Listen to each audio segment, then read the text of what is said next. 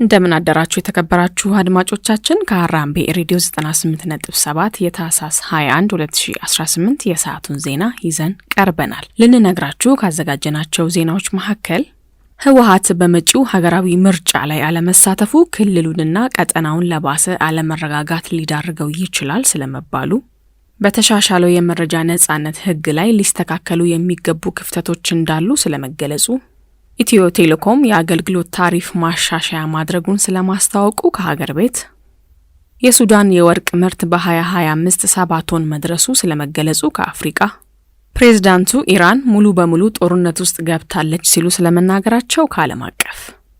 አድማጮች እነዚህንና ሌሎች ከሀገር ቤት ከአህጉርና ከዓለም አቀፍ የተውጣጡ ዜናዎችን የሀገር ቤቱን በማስቀደም ትንሳኤ አበበ አስደምጣችኋለሁ። ህወሓት በመጪው ሀገራዊ ምርጫ ላይ አለመሳተፉ ክልሉንና ቀጠናውን ለባሰ አለመረጋጋት ሊዳርገው ይችላል ተባለ። ኢትዮጵያ በቅርቡ በምታካሄደው 7ኛው ሀገራዊ ምርጫ ላይ የህወሓት አለመሳተፍ ክልሉንና ቀጠናውን ለባሰ አለመረጋጋት ሊዳርገው ይችላል የሚሉ ድምጾች እየተሰሙ ነው። ህወሓት ከኢትዮጵያ ነባራዊ እውነታ ጋር አይራመድም የሚሉት ደግሞ በምርጫው መሳተፉም ሆነ አለመሳተፉ የሚያመጣው ለውጥ እንደሌለ ይናገራሉ። ሁለቱም ወገኖች ግን የክልሉ ህዝብ በስሙ በሚነግዱ ሳይሆን በእውነተኛ ተቆርቋሪዎች ሊወከል ይገባል ባይ ናቸው። አድማጮች በዚህ ጉዳይ ሰፋ ያለ ትንታኔ አዘጋጅተናል። የሀገር ቤት አፍሪካና ዓለም አቀፍ ዜናዎቻችን እንዳበቁ የምታደምጡት ይሆናል።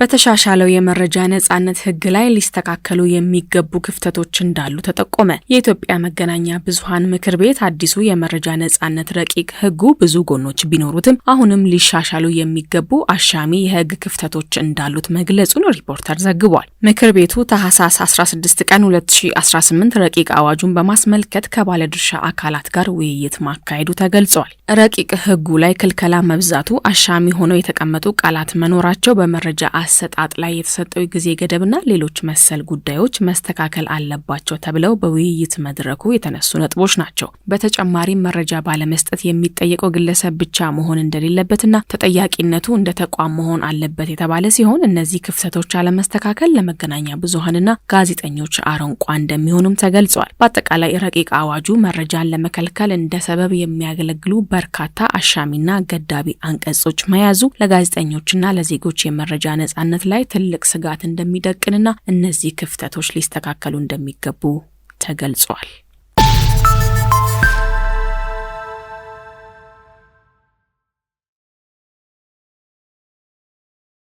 ኢሰመኮ በክልሉ ከተጠርጣሪዎችና ታራሚዎች ጋር በተያያዘ ትኩረት የሚሹ ጉዳዮች መኖራቸውን ገለጸ። የአፋር ክልል የነዋሪዎቹን ደህንነትና የሰብአዊ መብቶች አያያዝ ሁኔታን ለማሻሻል እያደረገ ያለው ጥረት የሚበረታታ ቢሆንም ከተጠርጣሪዎችና ታራሚዎች ጋር በተያያዘ አሁንም ትኩረት የሚፈልጉ ጉዳዮች መኖራቸውን ኢሰመኮ ገልጿል። በዚህም በበርካታ ጉዳዮች መሻሻል የታየ ቢሆንም የተጠርጣሪዎች ማደሪያ ክፍሎች ደረጃቸውን ያልጠበቁና የታራሚዎች ክፍሎች ደግሞ የተጨናነቁ መሆናቸው ተገልጿል።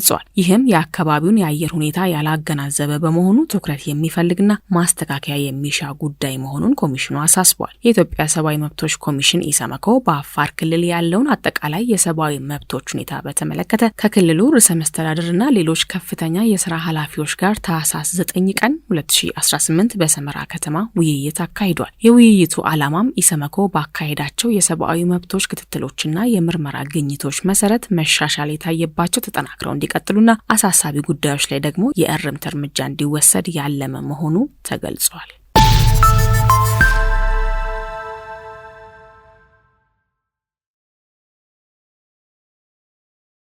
ኢትዮ ቴሌኮም የአገልግሎት ታሪፍ ማሻሻያ ማድረጉን ገለጸ። ኢትዮ ቴሌኮም ላለፉት 6 ዓመታት ሲያከናውነው የቆየውን ተከታታይ የታሪፍ ቅናሽና የመሰረተ ልማት ማስፋፊያ ተከትሎ የታሪፍ ማስተካከያ ማድረጉን አስታውቋል። ኩባንያው ማስተካከያውን ያደረገው የስራ ማስኬጃ ወጪዎች በመጨመሩ መሆኑንም አክሎ ገልጿል። ኩባንያው ባወጣው መግለጫ እንዳመለከተው ላለፉት 6 ዓመታት የደንበኞቹን ቁጥር ከ86 ሚሊዮን በላይ ማድረስ መቻሉንም ጠቅሷል። በተመሳሳይ የቴሌብር ተጠቃሚዎች ቁጥር ከ56 ሚሊዮን ማለፉንም ገልጿል። አድማጮች ዜናዎቹን እያደመጣችሁ የምትገኙት ከሐራምቤ ሬዲዮ 98.7 ነው። አሁን ደግሞ ከአህጉራችን አፍሪካ ወደ ያዝናቸው ዜናዎች እናልፋለን።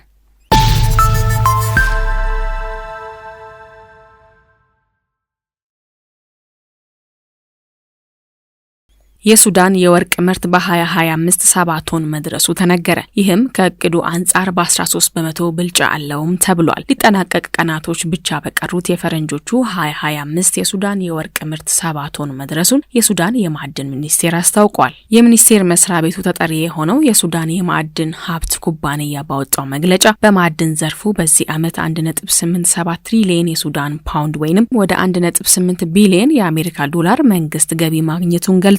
የማዕድን ሚኒስቴሩ ኑር አድዳይም ጣሃ በ2026 የላቀ ጥረት እንዲደረግ ጥሪ ያቀረቡ ሲሆን አዳዲስ ብሔራዊ ፕሮጀክቶች በማዕድን ዘርፉ የልማት እቅድ ውስጥ እንዲካተቱ መመሪያ መስጠታቸው ተጠቁሟል። የሱዳን የውጭ ምንዛሬ ወደ ውጪ በምትልከው ወርቅ ላይ የተመሰረተ ሲሆን የሀገሪቱ የወርቅ ምርት ከፈረንጆቹ 2017 እስከ 2022 ከፍተኛ ደረጃ ላይ ደርሶ እንደነበር መዘገቡ ይታወሳል። ከአውሮፓውያኑ ሚያዝያ 2023 አጋማሽ ጀምሮ በሱዳን ጦርና በሱዳን ፈጥኖ ደራሽ ኃይሎች መካከል በተቀሰቀሰው ውጊያ ሳቢያ ሀገሪቱ በደም አፋሳሽ ግጭት ውስጥም ትገኛለች።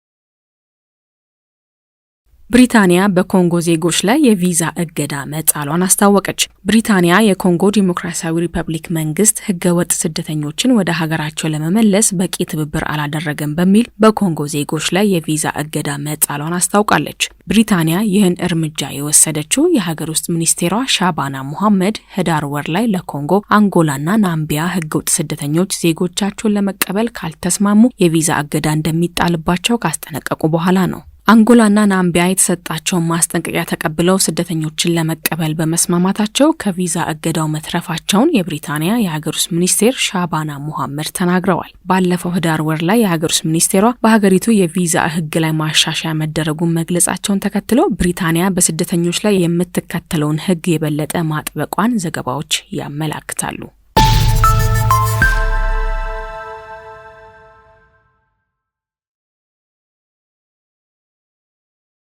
በኮትዲቯር የህዝብ ተወካዮች ምክር ቤት ምርጫ ዝቅተኛ የመራጮች ተሳትፎ መመዝገቡ ተነገረ። በሀገሪቱ በተካሄደው ምርጫ በ205 የምርጫ ክልሎች 255 የፓርላማ አባላትን ለመምረጥ ከ8 ሚሊዮን በላይ መራጮች ድምጽ ይሰጣሉ ተብሎ ይጠበቅ ነበር ተብሏል። ገለልተኛ የምርጫ ኮሚሽኑ ይፋ ባደረገው የመጀመሪያ ደረጃ ውጤት መሰረት የመራጮች ተሳትፎ 32.34 በመቶ ሆኖ ተመዝግቧል። ይህም በፈረንጆቹ 2021 በተካሄደው ያለፈው የፓርላማ ምርጫ ተሳትፎ 37.88 በመቶ ጋር ሲነጻጸር የተወሰነ ቅናሽ ማሳየቱ ተነግሯል። 255 መቀመጫዎች ያሉት የሀገሪቱ ብሔራዊ ምክር ቤት በአሁኑ ወቅት 163 መቀመጫዎች በፕሬዝዳንት አላሳን ኦዋታራ በሚመራው የሁፉ ቤቲስቶች ስብስብ ለዲሞክራሲና ለሰላም ፓርቲ፣ 66 መቀመጫዎች በኮትዲቯር ዲሞክራሲያዊ ፓርቲ፣ 18 መቀመጫዎች የአፍሪካ ህዝቦች ፓርቲ ኮትዲቯር እንዲሁም 4 መቀመጫዎች በግል ተወዳዳሪዎች የተያዙ ሲሆን 4 መቀመጫዎች ደግሞ ክፍት መሆናቸው ተመላክቷል። ለዘንድሮ ምርጫ ከተመዘገቡት 1370 እጩዎች መካከል 181 ያህሉ ሴቶች መሆናቸውንም የስፑትኒክ አፍሪካ ዘገባ ያሳያል።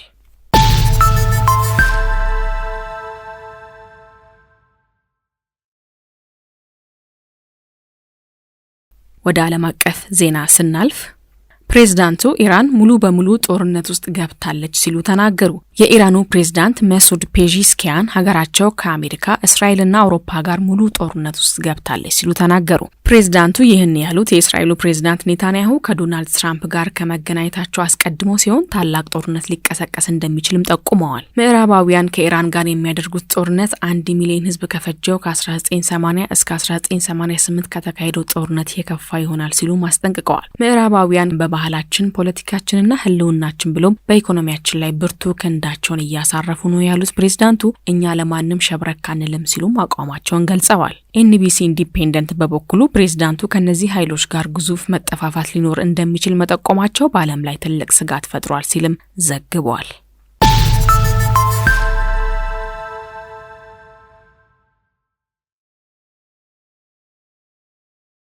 ቻይና ታይዋንን ለማስጠንቀቅ ወታደራዊ ልምምድ መጀመሯ ተገለጸ።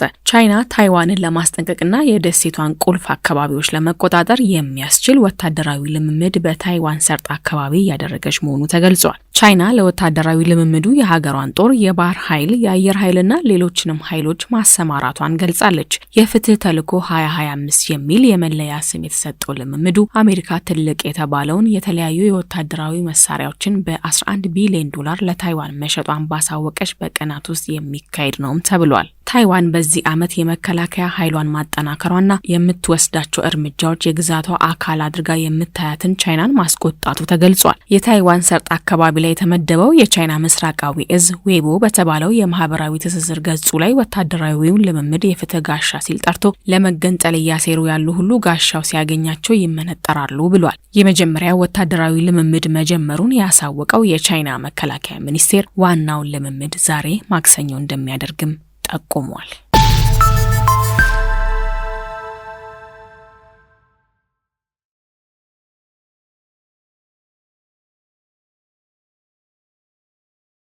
ወደ ትንታኔ ዜና ስናልፍ ህወሓት በመጪው ሀገራዊ ምርጫ ላይ አለመሳተፉ ክልሉንና ቀጠናውን ለባሰ አለመረጋጋት ሊዳርገው ይችላል ተባለ። ኢትዮጵያ በቅርቡ በምታካሂደው 7ኛው ሀገራዊ ምርጫ ላይ የህወሓት አለመሳተፍ ክልሉንና ቀጠናውን ለባሰ አለመረጋጋት ሊዳርገው ይችላል የሚሉ ድምጾች እየተሰሙ ነው። ህወሓት ከኢትዮጵያ ነባራዊ እውነታ ጋር አይራመድም የሚሉት ደግሞ በምርጫው መሳተፍም ሆነ አለመሳተፉ የሚያመጣው ለውጥ እንደሌለ ይናገራሉ።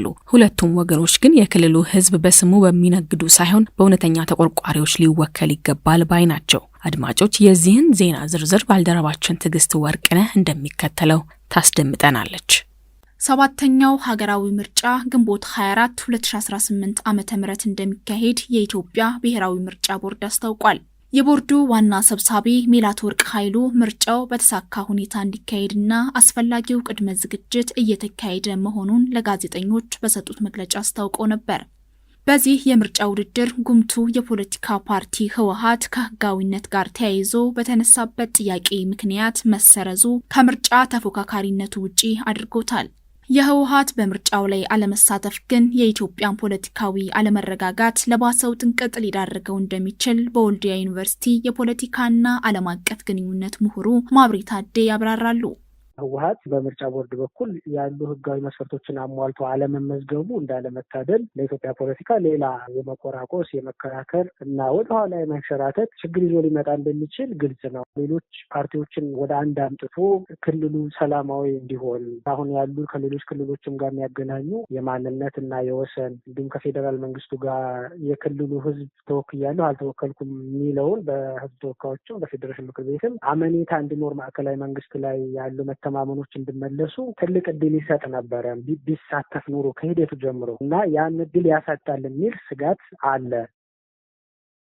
ህወሓት በዘመነ ስልጣኑ የፈጸማቸው በጎና አሉታዊ ተግባራት ቢኖሩም በዋነኛነት የብሔር ፖለቲካን የልዩነት መሳሪያ በማድረግ ይታወቃል የሚሉት ደግሞ ፖለቲከኛው አቶ ጌትነት ወርቁ ናቸው። ህወሓት እንደ ተቋምም ብትለው እንደ ግለሰብ ኢትዮጵያ ውስጥ የነበሩ የፖለቲካ ምስቅልቅሎች በተለይ ከ60ዎቹ ጀምሮ የተቀነቀነው የብሔር ፖለቲካ እና የነባር ጠልነት ወይም ኢትዮጵያዊ ጠልነት ፖለቲካ መጨረሻ ላይ ህወሓት ላይ ነው ተሳፍሮ የገባው። በጎ ነገር አመጣ ብሎ የሚያምኑም አሉ። ችግር የለብኝም። በጎ ነገሮቹ ኦብቪየስሊ በጎ ናቸው። ትምህርትን በማስፋፋት ዩኒቨርሲቲዎችን በማስፋፋት መንገዶችን በመስራት በማንነቶች መካከል ዷ ብሎ ሊፈነዳ የነበረውን በጣም ኮትኩቶ ዘንዶ አድርጎ አሳደገው እንጂ ያው ራሱን ሊበላ በኋላ እሱን በተቻለ መጠን አኮሞዴት ለማድረግ የሞከረበት የተጻፈ ህገ መንግስት መኖር ለዚህ ደግሞ በበጎ ሊወሰዱለት ይችላሉ። ግን 1960ዎቹ ወይ 70ዎቹ ጀምረህ እስከ 2011 ዓመተ ምህረት አለፈም ልታረገው ትችላለህ። በኋላ በትግራይ ደግሞ አንተናን እስከምናወራባት ሰዓት ድረስ በስልጣን ላይ ያለ ፓርቲ ነው። ምስራቅ አፍሪካ፣ በኢትዮጵያ እና በዓለም አቀፍ ደረጃ የራሱን አሻራ የራሱን ተጽዕኖ የነበረው ኃይል ነው።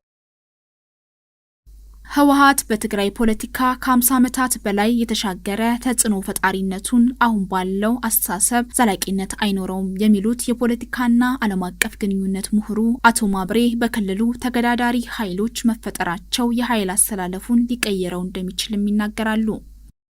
እሱ መሳተፉ ለፖለቲካ ምህዳሩ መስፋት ይጠቅማል አይጠቅምም?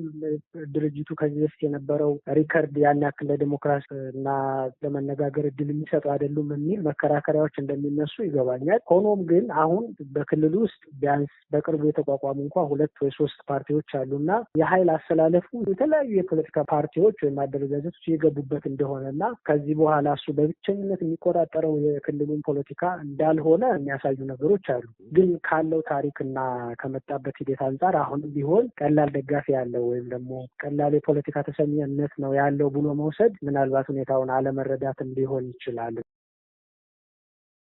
ህወሓት በ1960ዎቹ ከሰሜን ኢትዮጵያ የመጡ ተራማጅ ተማሪዎችን አስተሳሰብ አሁንም የሚያቀነቅን ዘመኑን ያልዋጀ ርዕዮተ ተከታይ ነው የሚሉ ተቺዎቹ በምርጫው ተሳተፈም አልተሳተፈም በተለይ ወክየዋለሁ ለሚለው የትግራይ ህዝብ የሚያስገኝለት ምንም ነገር የለም ይላሉ።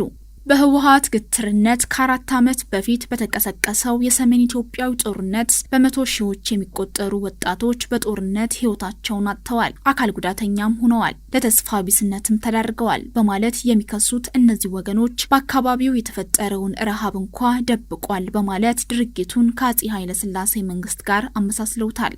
አፄ ኃይለሥላሴ በተለምዶ የወሎ ረሃብ እየተባለ የሚጠራውን የሰሜን ኢትዮጵያን በተለይም የራያ አካባቢን ረሃብ በማድበስበስ ይወነጀላሉ። ኋላም ስልጣናቸውን ህይወታቸውንም ለማጣታቸው ዋነኛው ምክንያት ይሄው የወሎ ረሃብ እንደሆነ ይነገራል። በአንጻሩ የትግራይ ክልል ጊዜያዊ አስተዳደር ፕሬዝዳንት ታደሰ ወረደ በአካባቢው ለተከሰተው ረሃብ እሳቸው የትግራይ በሚሉት የአማራ ክልልና የፌዴራሉ መንግስት ደግሞ የሰሜን ኢትዮጵያ ሲሉ በሚጠሩት ጦርነት ምክንያት የተከሰተ እንደሆነ አመላክተዋል። የክልሉ ተወላጆች በተፈናቃዮች መጠለያ ጣቢያዎች ተገኝተው የረሃቡን አስከፊነት በተንቀሳቃሽ ምስል ይፋ ማድረጋቸውን ተከትሎ ፕሬዝዳንቱ የኢፌዴሪ መንግስት ብሔራዊ ክልላዊ መንግስትና መላው የኢትዮጵያ ህዝቦች በትግራይ ጦርነት ምክንያት ከቀያቸው ተፈናቅለው በሞት አደጋ ላይ ያሉትን ወገኖች ህይወት መታደግና ዘላቂ መፍትሄ እንዲያገኙ ማድረግ ከውዴታም በላይ ግዴታቸው እንደሆነ በማመላከት የበኩላቸውን አስተዋጽኦ እንዲያደርጉ ጥሪ ማስተላለፋቸው ይታወሳል። ተቺዎቻቸው ግን 2 ነጥብ ያነሳሉ። አንዱ በተቆርቋሪ ግለሰቦች ጥረት ችግሩ በቪዲዮ ይፋ እስኪወጣ ድረስ የክልሉ መንግስት የት ነበር የሚል ነው። በዓለም አቀፍ መገናኛ ብዙሃን ሳይቀር በጦርነቱ የተፈናቀሉ የትግራይ ተወላጆች ወደ ቀያቸው መመለሳቸው ከተነገረ በኋላ በመጠለያ ጣቢያዎች ተፈናቅለው ለረሃብ ተጋለጡ የሚለው መግለጫ እርስ በርሱ አይጋጭም ወይ የሚለውን ደግሞ በሁለተኛነት ያነሳሉ። ፖለቲከኛው አቶ ጌትነት ህወሓት ከመንግስትነት ተነስቶ ወደ ትግራይ ቢገፋም ከፖለቲካ ድርጅትነቱ የተሰረዘበት ሂደት የፖለቲካ ድርጅቱን ባህሪ ኢትዮጵያ ያለችበትን ነባራዊ እውነታ በቅጡ አላመዛዘነም ይላሉ። የብልጽግና መንግስት የመጨረሻውን በትር ማሳረፍ የፈለገው ከህጋዊነት በመሰረዝ ነው። ከህጋዊነት የሰረዘው ህወሓት በቃ ሳንታ ማሪያ እያለ የሆነ ቦታ ላይ እንዲቀመጥ አስቦ ነው። በቃ ጉድ አደረገኝ እኮ እያለ እንዲቀመጥ ነው። ህወሓትን ግን ተፈጥሮውን በደንብ ማወቅ አለብን። እንደዛ አድርገህ የመጨረሻውን በትር ላሳረፍበት የምትለው ኃይል አይደለም። እስከ መጨረሻዋ ህቅታ ታግሎ ከቻለ የሚያሸንፍህ ካልሆነ የሚያደክምህ ፓርቲ ነው። ስብስቡም ተፈጥሮው እንደዛ ነው እና በጣም በጥንቃቄ መያዝ ነበረበት። እኔ አሁን ምረጥ ብትለኝ ህወሓትን ከፓርቲነት ከመሰረዝ ይልቅ በፓርቲ ውስጥ አድርጎ ግን ማነቆች ማብዛት ተገቢ ነበር ብዬ አስባለሁ። በህጋዊነት ውስጥ ያሉ ህጋዊነትህን ልታጣ ነው። ስለዚህ እነዚህም ባታረግ እያል በተቻለ መጠን በዓለም አቀፉ ማህበረሰብ ዘንድ በውስጥ ባሉ ህጎችም እነዚህ መሰል እያረግ መያዝ በጣም ተገቢ ነበር። ቸኮሉ። የቦርድም ሰዎች በዛው መንገድ በጣም ቸኮሉ እና ህወሓትን ሰረዙት። ህወሓት ከሰላማዊ የፖለቲካ ምርጫ ውጪ መደረጉ የውጭ ጣልቃ ገብነትን በመጋበዝ የማዕከላዊውን መንግስት ህልውና አደጋ ላይ እንዲወድቅ ሊያደርገው ይችላል የሚሉት ደግሞ የወልዲያ ዩኒቨርሲቲው ምሁር ናቸው።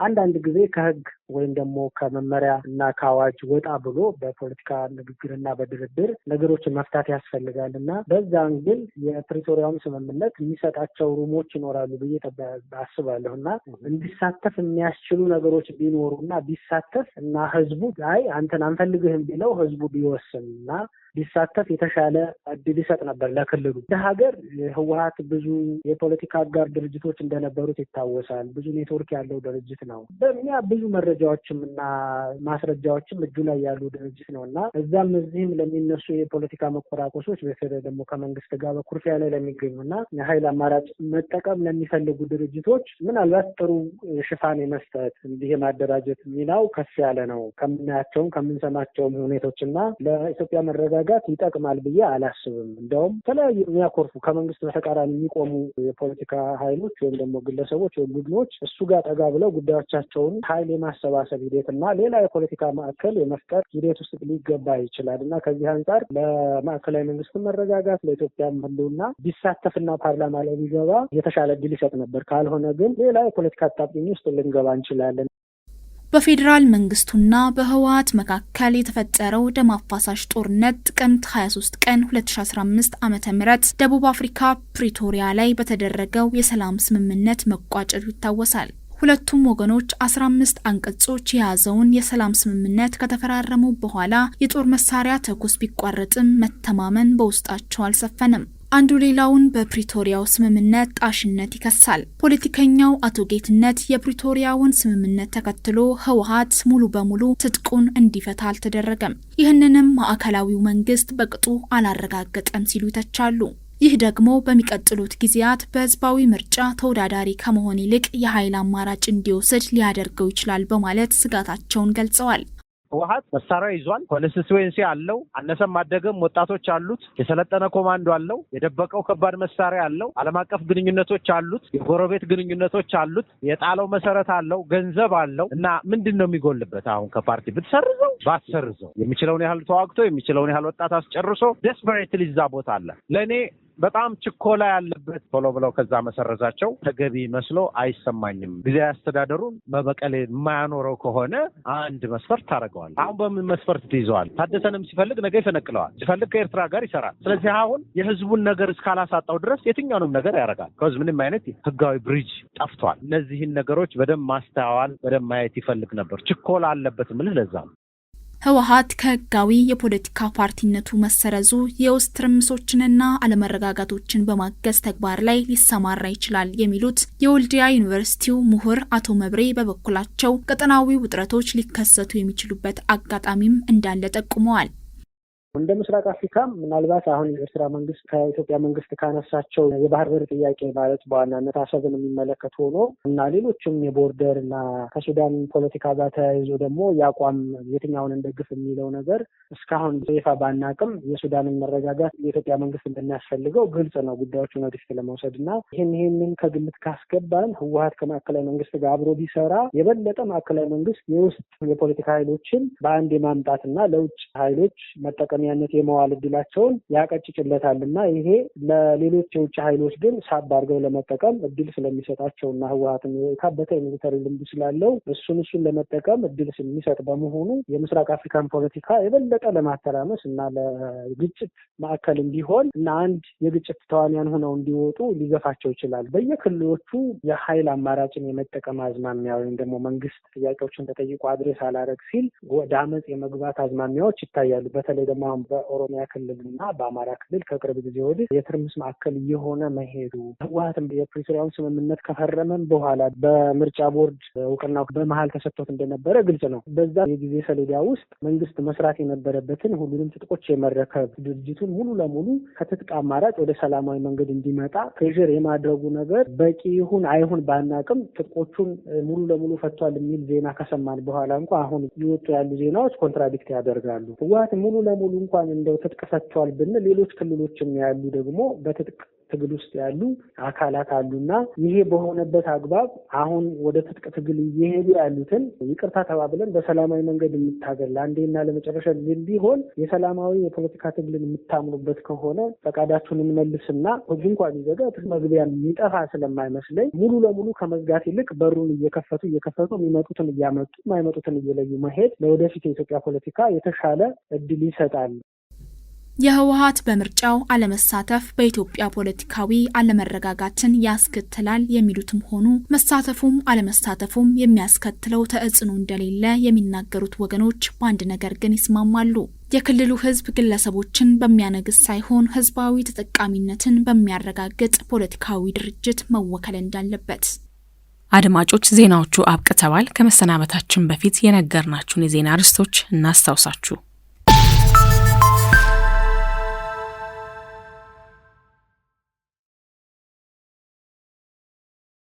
ህወሓት በመጪው ሀገራዊ ምርጫ ላይ አለመሳተፉ ክልሉንና ቀጠናውን ለባሰ አለመረጋጋት ሊዳርገው ይችላል ስለመባሉ፣ በተሻሻለው የመረጃ ነጻነት ህግ ላይ ሊስተካከሉ የሚገቡ ክፍተቶች እንዳሉ ስለመገለጹ፣ ኢትዮ ቴሌኮም የአገልግሎት ታሪፍ ማሻሻያ ማድረጉን ስለማስታወቁ ከሀገር ቤት፣ የሱዳን የወርቅ ምርት በ2025 7 ቶን መድረሱ ስለመነገሩ፣ ብሪታንያ በኮንጎ ዜጎች ላይ የቪዛ እገዳ መጣሏን ስለማስታወቋ ከአፍሪካ፣ ፕሬዝዳንቱ ኢራን ሙሉ በሙሉ ጦርነት ውስጥ ገብታለች ሲሉ ስለመናገራቸው፣ ቻይና ታይዋንን ለማስጠንቀቅ ወታደራዊ ልምምድ መጀመሯ ስለመገለጹ ከዓለም አቀፍ።